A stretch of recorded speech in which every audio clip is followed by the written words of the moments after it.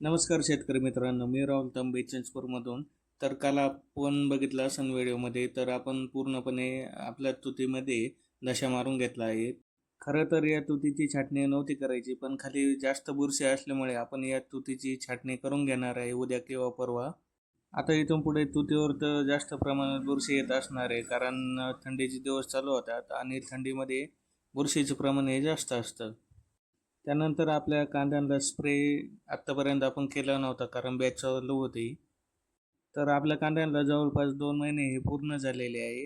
2 महिन्यात आपण एकही पण स्प्रे आपण या कांद्यांना केला नव्हता, फक्त तणनाशक मारलं होतं.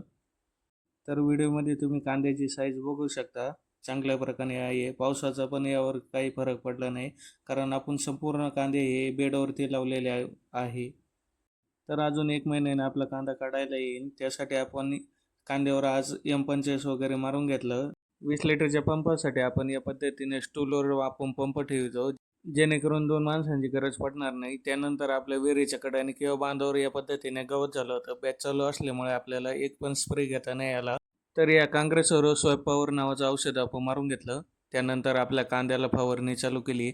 कांद्याला आपण M45 आणि पोषक हे मारलेलं आहे. तुम्हाला जर व्हिडिओ आवडला असेल तर लाईक, शेअर, फॉलो करून घ्या.